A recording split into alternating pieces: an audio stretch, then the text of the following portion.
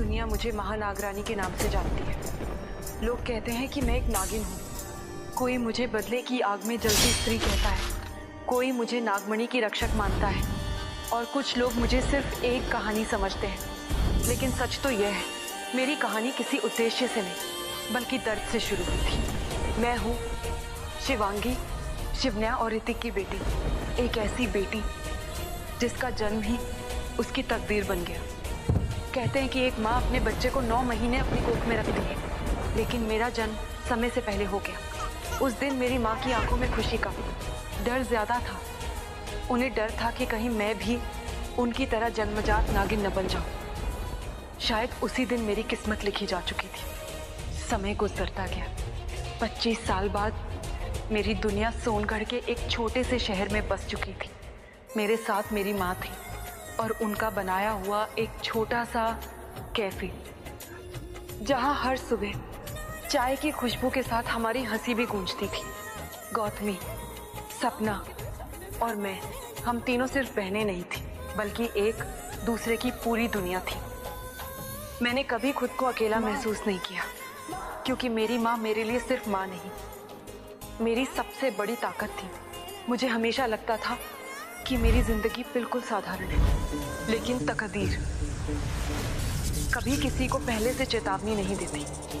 इसी दौरान मेरी मुलाकात हुई रॉकी से। पहली नजर का प्यार शायद सच होता है। उससे मिलकर पहली बार लगा कि जिंदगी सिर्फ जिम्मेदारियों का नाम नहीं बल्कि मुस्कुराने की भी एक वजह होती है। धीरे धीरे हमारा रिश्ता गहरा होता गया। मैंने उसके साथ अपने आने वाले हर कल का सपना देख लिया था, लेकिन मेरी माँ, वो हमेशा मेरी शादी को लेकर बेचैन रहती थी। बाद में मुझे पता चला वो मुझे मेरी 25वीं सालगिरह से पहले किसी इंसान से शादी करवाना चाहती थी, क्योंकि अगर ऐसा नहीं हुआ तो मेरी नसों में बहता हुआ वो रहस्य हमेशा के लिए जाग जाता और मैं एक नागिन बन जाती। लेकिन मुझे क्या पता था कि मेरी जिंदगी की सबसे खूबसूरत रात मेरी दुनिया की आखिरी रात बनने वाली थी। मेरी शादी का दिन, हर तरफ खुशियां थी, शहनाइयां बज रही थी, मेहंदी की खुशबू, सजता हुआ मंडप, अपनों की हंसी, सब कुछ किसी सपने जैसा लग रहा था। लेकिन उसी सपने के पीछे मौत मेरा इंतजार कर रही थी। उस रात यामिनी, रुचिका, कपालिक, मानव, विक्रम, अमर, अवंतिका और 8वां चेहरा, जिसे मैं पहचान नहीं सकी, मेरे पूरे परिवार पर टूट पड़े। कुछ ही पलों में खुशियों का घर चीखों से भर गया। जिस घर में अभी कुछ देर पहले शहनाइयां बज रही थी, वहीं अब सिर्फ मौत का सन्नाटा था। मेरी माँ समझ चुकी थी कि उनका सामना ऐसे दुश्मनों से है जो मुझे जिंदा नहीं छोड़ेंगे। उन्होंने गौतमी से कहा कि वो मुझे लेकर गुरुदेव के पास चली जाए, और खुद उन्होंने मेरा जोड़ा पहन लिया। वो जानती थी दुश्मन उन्हें ही शिवांगी समझेंगे। उन्होंने अपनी जान देकर मेरी जिंदगी खरीद ली। उस रात मैंने अपनी माँ को नहीं खोया था, मैंने अपना पूरा संसार खो दिया था। जब मैं वापस पहुंची तो मेरी माँ मेरे सामने निर्जीव पड़ी थी। मैंने उन्हें लाख आवाजें दी, लेकिन वो कभी नहीं उठी। उसी पल मेरी जिंदगी हमेशा के लिए बदल गई। उनकी आखिरी सांसों के बीच मुझे पहली बार पता चला कि मेरी माँ जन्म से नागिन थी और मेरे पिता सूर्यवंशी वंश के राजकुमार। मैं उन दोनों के प्रेम की आखिरी निशानी थी। उनकी मौत के बाद मुझे उन 8 हथियारों की एक झलक दिखाई दी। 7 चेहरों को मैं साफ देख सकी, लेकिन 8वां दूल्हे के कपड़ों में था। चेहरा ढका हुआ था और मैंने उसे रॉकी समझ लिया, जिस इंसान से मैंने सबसे ज्यादा प्यार किया। उसी को मैंने अपनी माँ का कातिल मान लिया। माँ की चिता की आग अभी ठंडी भी नहीं हुई थी। मेरी आंखों से आंसू बह रहे थे और दिल में सिर्फ एक सवाल था, आखिर मेरी माँ का कसूर क्या था? गौतमी ने मुझे संभाला। अगर उस रात वो मेरा हाथ न थामती तो शायद मैं भी उसी आग में अपनी जिंदगी खत्म करती। लेकिन मेरी तकदीर अभी खत्म नहीं हुई थी। हम दोनों सोनगढ़ छोड़कर पंचनेर पहुंचे। मुझे नहीं पता था कि वहां मेरा इंतजार सिर्फ जवाब नहीं बल्कि मेरी असली पहचान कर रही थी। जैसे ही मैंने उस धरती पर कदम रखा मेरे भीतर कुछ बदलने लगा। हवा अलग महसूस हो रही थी, पेड़ों की सरसराहट जैसे मुझसे बातें कर रही थी और सबसे अजीब, सांप मुझे देखकर हमला नहीं कर रहे थे, वो मेरे सामने अपना फन झुका रही थी। पहली बार मुझे एहसास हुआ कि मेरा रिश्ता सिर्फ इंसानों से नहीं, नागों से भी है। वहीं मुझे अपने पिता के बारे में पता चला। ऋतिक सूर्यवंशी वंश के राजकुमार और मेरी माँ एक ऐसी नागिन जिसने प्रेम के लिए अपनी सारी शक्तियां त्याग दी थी। उनका प्यार किसी साधारण कहानी जैसा नहीं था, वो दो अलग अलग दुनियाओं का मिलन था और मैं उसी प्रेम की आखिरी विरासत थी। इसी सफर में मुझे अपने हाथ पर बना सूर्यवंशी चिन्ह दिखाई दिया। उस निशान ने पहली बार मुझे एहसास कराया कि मेरा जन्म किसी संयोग का हिस्सा नहीं बल्कि एक बहुत बड़ी नियति का हिस्सा था। धीरे धीरे सच की परतें खुलने लगी। मुझे पता चला कि यामिनी सिर्फ मेरी दुश्मन नहीं थी, वो मेरे माता पिता के अतीत से भी जुड़ी हुई थी। और उससे भी बड़ा सच, जिस नागमणि के बारे में मैंने सिर्फ कहानियां सुनी थी, उसे छूने का अधिकार सिर्फ मेरे पास था। कोई दूसरा उसे छू भी नहीं सकता था। तभी मुझे समझ आया मेरी माँ को क्यों मारा गया। उनका असली निशाना शिवन्या नहीं थी, उनका निशाना मैं थी। वो मुझे जिंदा पकड़ना चाहते थे ताकि नागमणि पर अधिकार जमा सके। उस दिन मैंने अपनी माँ की चिता के सामने प्रण लिया, मैं उन 8 हथियारों को ढूंढूंगी एक एक करके और उन्हें वही दर दूंगी जो उन्होंने मुझसे छीना है। लेकिन इंसान होकर मैं ये युद्ध नहीं जीत सकती थी। फिर आई मेरी 25वीं सालगिरह, जिस दिन से मेरी माँ सबसे ज्यादा डरती थी। उस रात जैसे पूरा आकाश थम गया था, चारों ओर अद्भुत प्रकाश फैल गया और मेरे सामने प्रकट हुई स्वयं शेषनाग। उनकी आवाज आज भी मेरे कानों में गूंजती है। उन्होंने कहा कि हर युग में एक रक्षक जन्म लेता है और इस युग में वो रक्षक मैं हूँ। उन्होंने मुझे एक वरदान दिया। उसी क्षण मेरे भीतर बहता हर कतरा बदलने लगा। मेरी सांसें भारी हो गई, मेरी धड़कनें तेज हो गई। ऐसा लगा मानो सदियों से सोई हुई कोई शक्ति मेरे भीतर जाग रही थी और अगले ही पल मैं शिवांगी एक नागिन बन चुकी थी। उस पल मुझे डर नहीं लगा। अजीब बात है, मुझे पहली बार लगा कि मैं पूरी हो गई हूँ, जैसे मैं हमेशा से ऐसी ही थी, बस खुद से अनजान थी। लेकिन उसी वरदान के साथ मुझे एक जहां से मेरी दुनिया उजड़ी थी और इसलिए मैंने रॉकी से शादी की। प्यार के लिए नहीं बल्कि अपने बदले के लिए। उसे कभी अंदाजा भी नहीं था कि उसकी दुल्हन इंतकाम होगी, इन सबसे अपना इंतकाम। दरअसल उसकी सबसे बड़ी दुश्मन बनकर आई।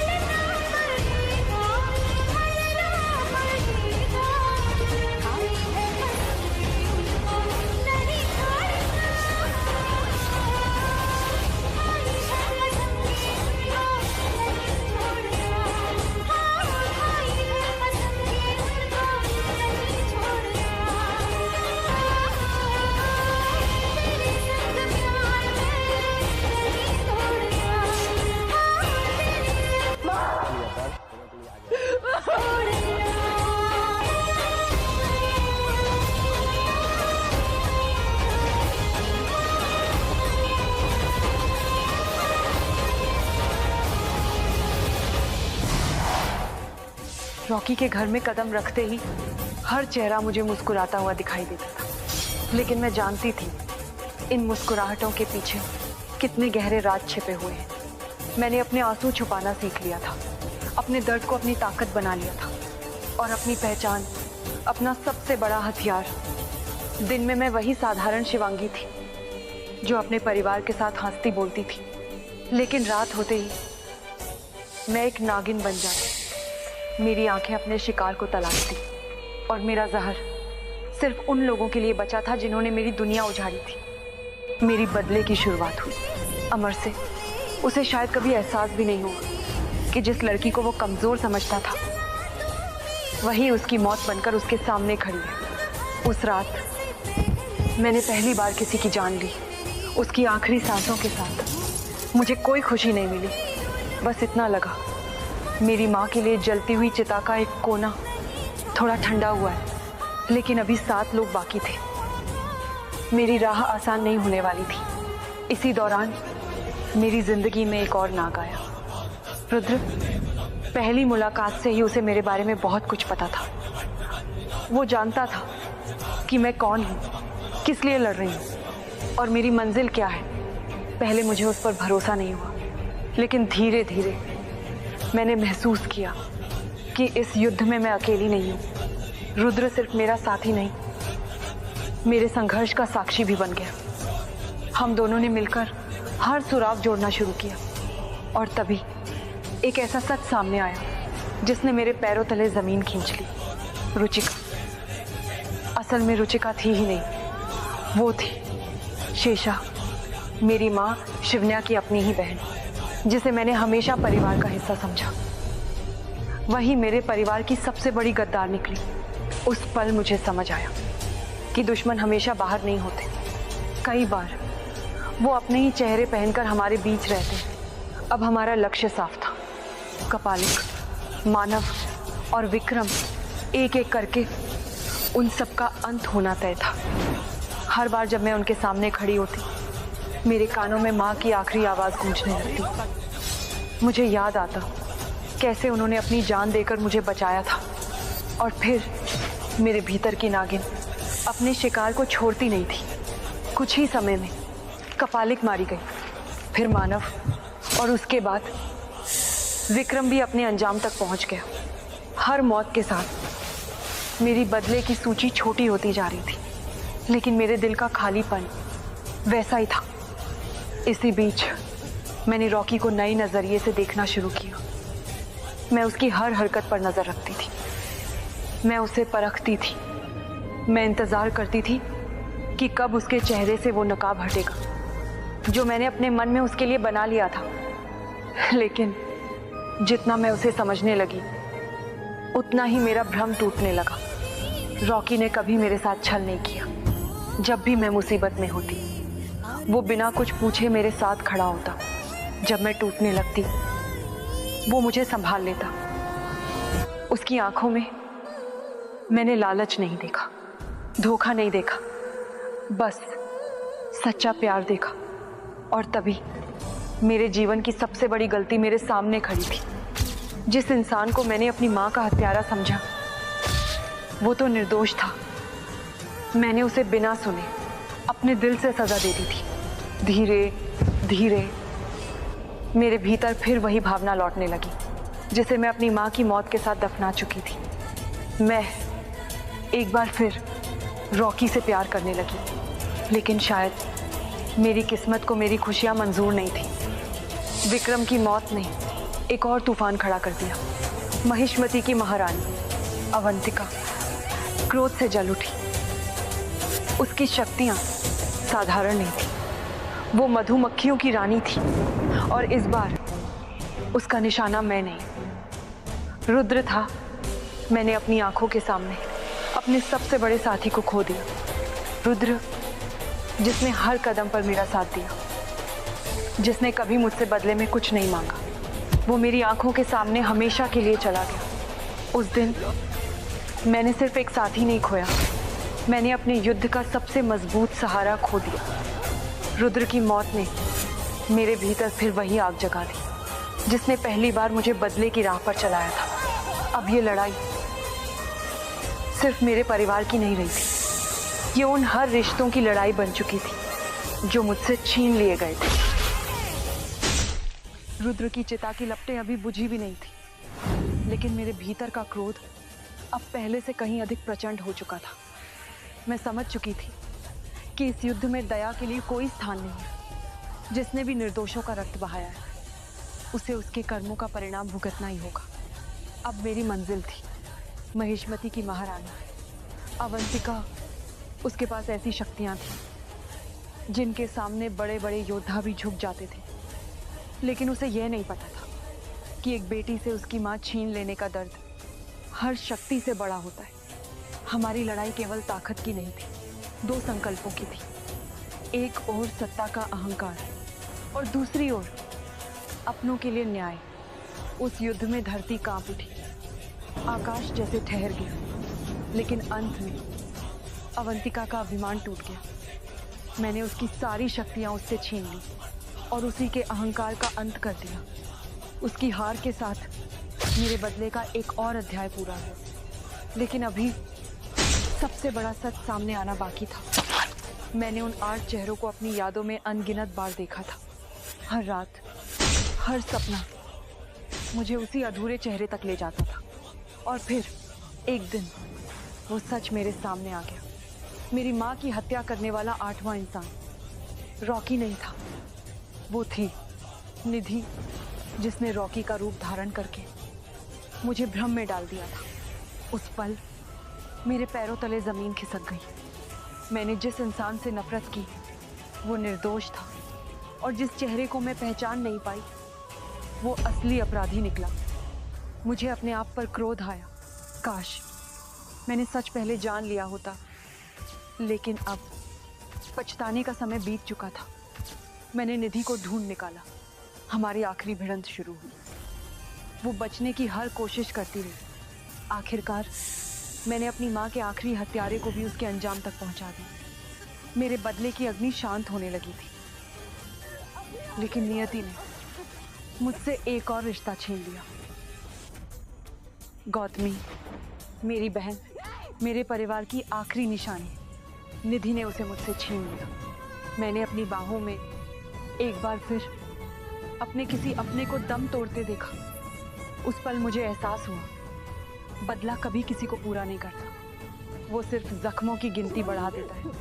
मैं जीत रही थी, लेकिन हर जीत की कीमत मेरे अपनों की जिंदगी थी।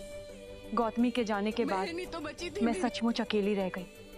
अब इस दुनिया में मेरा अपना कहने वाला कोई नहीं था। लेकिन मेरी मुश्किलें यहीं समाप्त नहीं हुई। मेरी असली पहचान अब सबके सामने आ चुकी थी।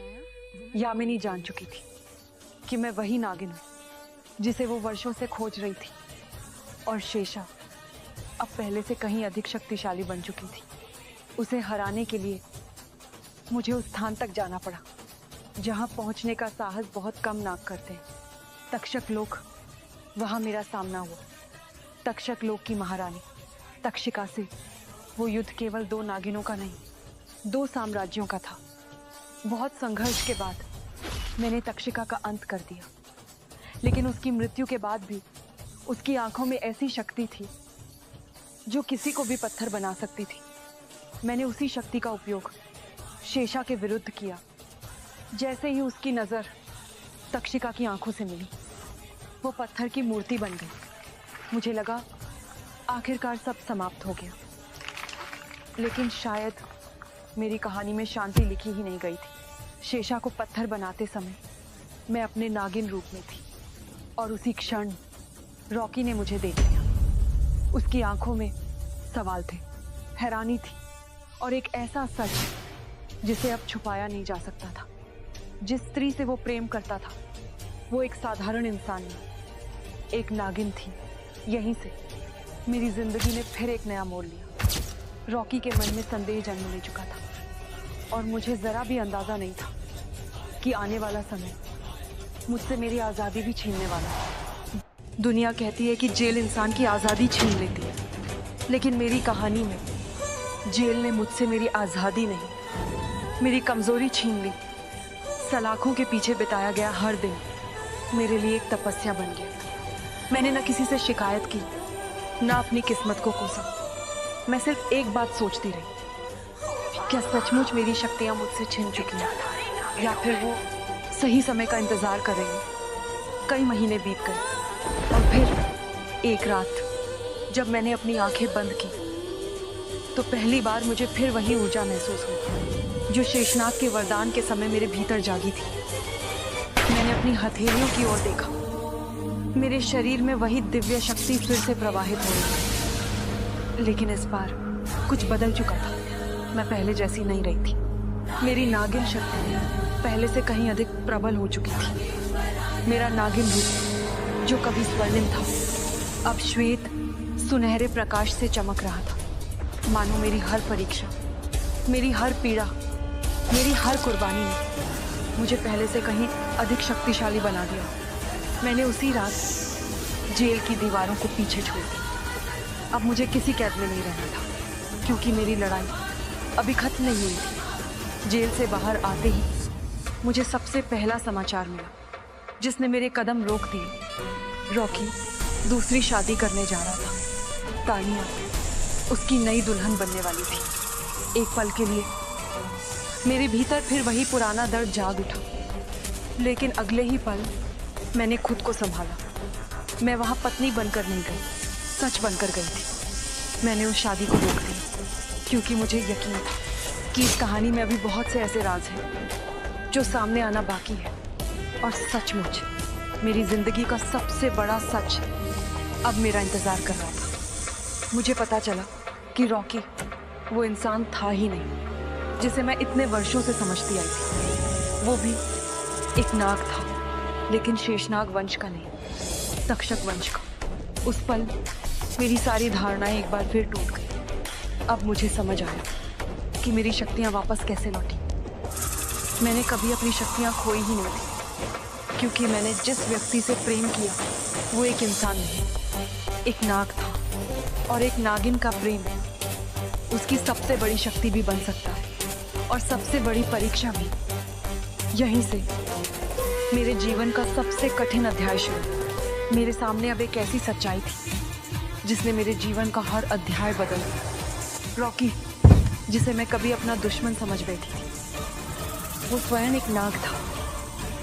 लेकिन उसका सच जान लेने के बाद भी हमारे रास्ते आसान नहीं हैं, क्योंकि अंधेरा अब भी हमारा पीछा कर रहा था। यामिनी अब पहले से कहीं ज्यादा बेचैन थी। उसे किसी भी कीमत पर नागमणि चाहिए थी। और तभी मेरी जिंदगी में फिर लौटी शेषा।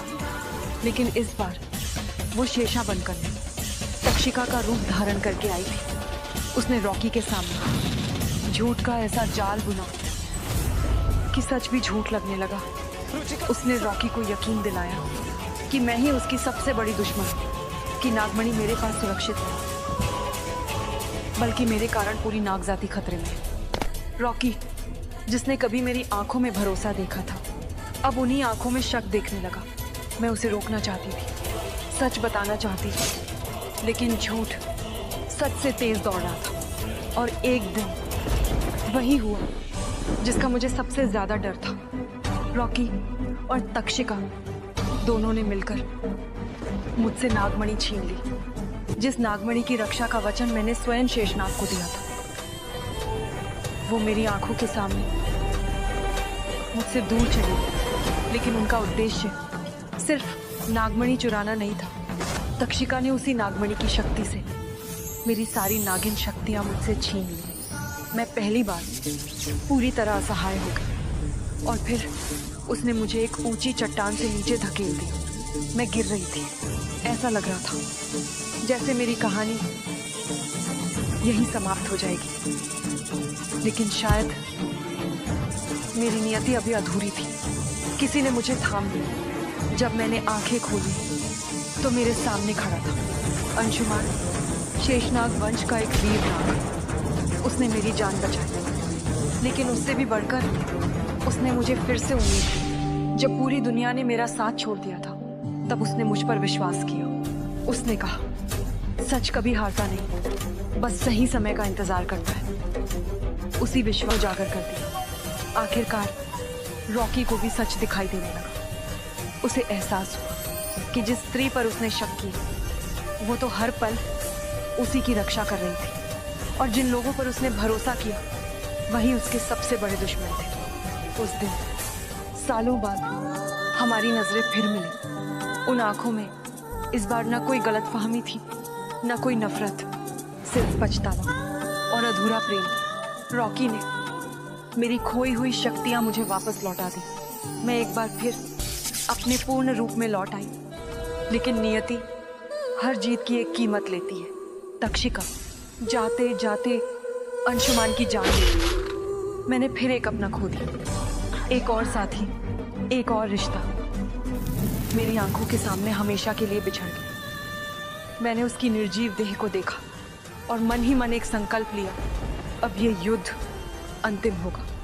या तो बुराई समाप्त होगी या फिर मैं अंशुमान की शहादत ने मुझे तोड़ा, पर इस बार मैं नहीं टूटी। मेरे सामने सिर्फ एक लक्ष्य था, इस युद्ध का अंत। मैं और रॉकी पहली बार बिना किसी भ्रम के साथ थे, सिर्फ विश्वास के साथ। यामिनी और तक्षिका ने नागमणि के लिए अपनी सारी चालें चली, लेकिन मैं अकेली नहीं थी।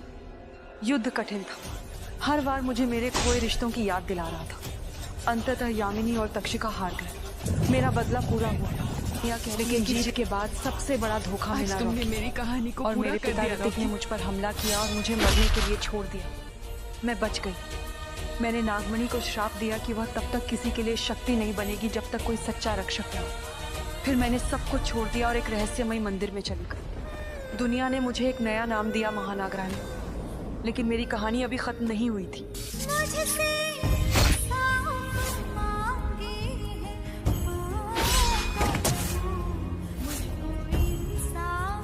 अच्छा किया जो शिवांगी को मारती, वो मौत होनी थी, हो गई। नागिन खत्म हुई। ये जाने बिना मैं जा तो रही हूँ, पर दोबारा वापस जरूर आऊंगी।